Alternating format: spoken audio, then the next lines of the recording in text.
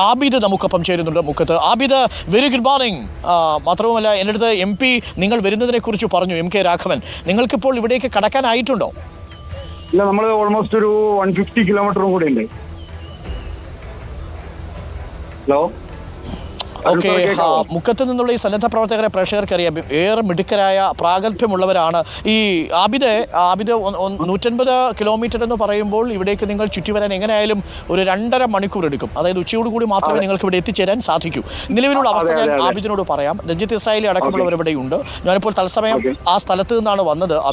ആബിദ് ഇപ്പോൾ വലിയ ഏകദേശം ഒരു 10 മീറ്ററോളം ഉള്ളിൽ, ഒരു 40 മീറ്ററോളം നീളത്തിൽ വലിയ പാറ ഉള്ള പ്രദേശമാണിത്. അവിടെയാണ് ഒരു തെരച്ചിൽ നടക്കുന്നത്. അവിടെയാണ് ഈ വണ്ടി ഉള്ളതായി സംശയിക്കുന്നത്. 48 ടൺ ഭാരമുള്ള ലോറിയാണ്. വലിയ പാറയുണ്ട്, വലിയ മൺകൂനയുണ്ട്. ആ മൺകൂന നീക്കി മാറ്റണം. നമ്മുടെ കയ്യിൽ നിലവിലുള്ളതൊരു 8ഓളം ടിപ്പറുകളും 7ഓളം JCBകളും മാത്രമാണ്. അതാണ് ഒരു ഭാഗത്ത് നടക്കുന്ന തെരച്ചിൽ. ആബിദിന് എന്താ തോന്നുന്നത്? എന്ത് സ്ട്രാറ്റജി ആയിരിക്കും ഇനി മുന്നോട്ട് കൊണ്ടുപോകുക? കാരണം ഇപ്പോൾ സർക്കാരിൻ്റെ കയ്യിൽ ഒരു സ്ട്രാറ്റജി ഇല്ല, ജില്ലാ അധികാരികളുടെ കയ്യിൽ സ്ട്രാറ്റജി ഇല്ല. ഇന്നിപ്പോൾ മലയാളികളായ നമ്മളും രഞ്ജിത്ത് ഇസ്രായേലിയും കരസേനയിൽ അഭിഷേക് മേജറും കൂടിയൊക്കെയാണ് ഇത് ഏകോപിപ്പിച്ചുകൊണ്ടിരിക്കുന്നത്. എന്താണ് തോന്നുന്നത്? നമ്മളൊരു പ്രതീക്ഷ വെച്ചിരുന്നു. നമ്മൾ ഇതിന്റെ ഫസ്റ്റ് ഡേ മുതൽ നമ്മൾ ഇതിലേക്ക് പാർട്ടിസിപ്പേറ്റ് ചെയ്യണമെന്ന് മനസ്സുകൊണ്ട് അതിയായി ആഗ്രഹിച്ച ഒരു 100ഓളം പ്രവർത്തകർ വരാനിരുന്നതായിരുന്നു. ഹലോ, കേൾക്കാം, പറഞ്ഞു. എല്ലാവരും സാർ കേൾക്കുന്നുണ്ടോ? കേൾക്കാം ആബിദേ, പറഞ്ഞോളൂ. ഓക്കെ. അപ്പോൾ ഫസ്റ്റ് ദിവസം മുതലേ ഇവിടെയുള്ള ഒരു പ്രശ്നങ്ങൾ നിലനിൽക്കുന്നത് കണ്ടപ്പോൾ നമ്മൾ അവിടുന്ന് അത്രയും ദൂരം, കേരളത്തിൽ നിന്ന് ഇത്രയും ദൂരം ഓടിയിട്ട് ഇവിടെ വരെ എത്തിയിട്ട് നമുക്കൊന്നും കഴിയാതെ പോയി നമ്മൾ മടങ്ങി പോകേണ്ട ഒരു ഇതിലേക്ക് പോകുമോ എന്നുള്ള ഒരു ഇതിൽ നമ്മൾ ആ യാത്ര ഉപേക്ഷിക്കുകയായിരുന്നു.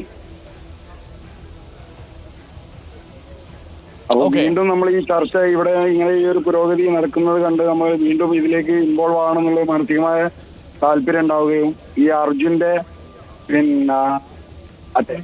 വീട്ടിൽ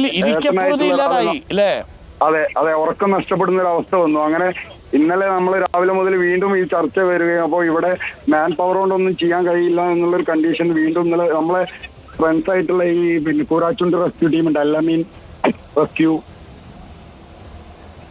അങ്ങനെ 1-2 റെസ്ക്യൂ ടീം ഇന്നലെ രാവിലെ അതെ ബാലുശ്ശേരി എന്നുള്ള സംഘമുണ്ട്. പിന്നെ ഒരു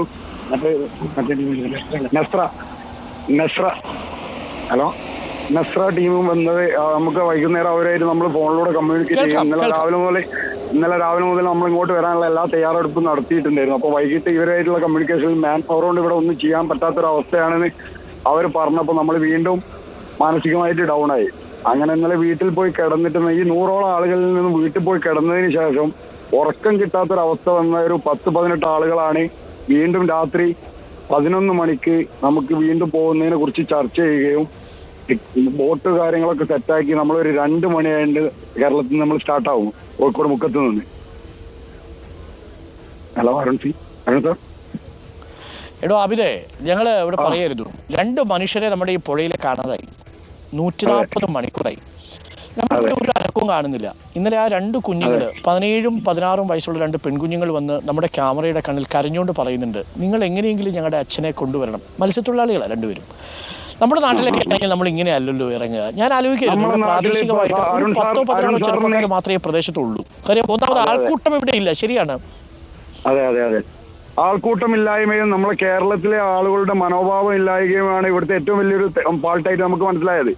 കേരളത്തിൽ അരുൺ സാറിന് അറിയാൻ ഓർമ്മയില്ല, പതങ്കായത്ത് 2 വർഷം മുന്നേ ഒരു പയ്യൻ REC മലയമ ഭാഗത്തുള്ള ഒരു പയ്യൻ പോയിട്ട് എല്ലാ ഓഫീസർമാരും 10-12 ദിവസം നമ്മളെ കൂടെ നിന്ന് നമ്മൾ തിരയുകയും നമ്മൾ 21ാമത്തെ ദിവസം ഞങ്ങൾ രാഹുൽ ബ്രിഗേഡ്, പിന്നെ എൻ്റെ നെല്ലിക്കാപ്പറമ്പ്, കർമ്മ, എൻ്റെ ബുക്കും ഈ രാഹുൽ ബ്രിഗേഡ്, അതേപോലെ പുൽപ്പറമ്പ് രക്ഷാസേന, നമ്മൾ ഒരു സഹോദരന്മാരെ പോലെ നമ്മൾ വർക്ക് ചെയ്യുന്ന ടീമുകളാണ് ഇവരെല്ലാം. എല്ലാം ഒരു 3-4 കിലോമീറ്ററിന്റെ ഇടയിലുള്ള ടൗണുകളിലെ സന്നദ്ധ സംഘടനകളാണ്. ഈ സംഘടനകളെല്ലാം ഇറങ്ങിയിട്ട് 21 ദിവസം തെരഞ്ഞിട്ട് 21ാമത്തെ ദിവസം മുഴുവനായിട്ടല്ലെങ്കിലും ഭാഗികമായിട്ട് നമുക്ക് ആ കുട്ടിയുടെ ബോഡി എടുത്ത് കൊടുക്കാൻ പറ്റി. എല്ലാ ദിവസത്തെയും റെസ്ക്യൂ കഴിഞ്ഞ് വരുന്ന സമയത്ത് നമുക്ക് ഇന്നത്തോടെ അവസാനിക്കാമെന്ന് പറയും. അതായത് വെള്ളത്തിനകത്തും തിരയുന്നതായതുകൊണ്ട് കാലിന്റെ അടിയിലുള്ള വിള്ളലുകളും വേദനയും കൊണ്ട് നിർത്തി പോരുന്ന ഒരവസ്ഥയിൽ തിരിച്ച് വീട്ടിലെത്തുമ്പോൾ ഈ കുട്ടിയുടെ വീട്ടുകാരെ നമ്മളെ വിളിച്ചിട്ട് പ്രതീക്ഷ നമ്മളിലേക്ക് വീണ്ടും തരുമ്പോൾ നമ്മളെ ഉറക്കവും ഭക്ഷണവും നഷ്ടപ്പെട്ടു പോവാ. ഈ ഒരു മനോഭാവം ഇവിടെയുള്ള ആളുകൾക്ക് ഉണ്ടായിരുന്നെങ്കിൽ ഈ ഒരു അവസ്ഥയിലേക്ക് കാര്യങ്ങൾ പോകില്ലായിരുന്നു. ഈ സംഭവം നടന്ന അന്ന് മുതൽ നമ്മളെ ഈ ഇത്രയും എക്സ്പീരിയൻസ് ഉള്ള ആളുകളുടെ ഇടയിൽ ഉണ്ടായിരുന്ന സംസാരം ഈ ഏരിയയിലുള്ള ക്രഷർ ഇവിടെ സർക്കാർ വിചാരിച്ചു കഴിഞ്ഞാൽ ഈ ചുറ്റളവിൽ 100-150 കിലോമീറ്ററിന് ഇടയിലുണ്ടായിരുന്ന ക്രഷറുകൾ ക്ലോസ് ചെയ്ത് അവിടെയുള്ള മെഷീനറീസ്, അതായത് JCB, ഇറ്റാച്ചി, ടിപ്പർ പോലുള്ള സാധനങ്ങൾ ഇവിടേക്ക് കൊണ്ടുവന്നിട്ട് അത്രയും എക്യുപ്മെന്റ്സ് വെച്ചിട്ട് ഇതിനെ റെസ്ക്യൂ ചെയ്തിരുന്നെങ്കിൽ ഇത് ഇത്രയും ദിവസത്തേക്ക് നീളില്ലായിരുന്നു. ഒന്നുമില്ലെങ്കിൽ അർജുനെ ജീവനോടെ കിട്ടട്ടെ എന്ന് തന്നെയാണ് ഇപ്പോഴും ഈ സമയം വരെ നമ്മൾ പ്രാർത്ഥിച്ചത്. പക്ഷെ അത് നമുക്ക് കുറച്ചും കൂടി എളുപ്പമാവുമായിരുന്നു എന്നൊരു മനോഭാവം നമുക്ക് അവിടെയുള്ള ആളുകളുടെ ഇടയിൽ എല്ലാവരുടെ ഇടയിലും ഉണ്ട്.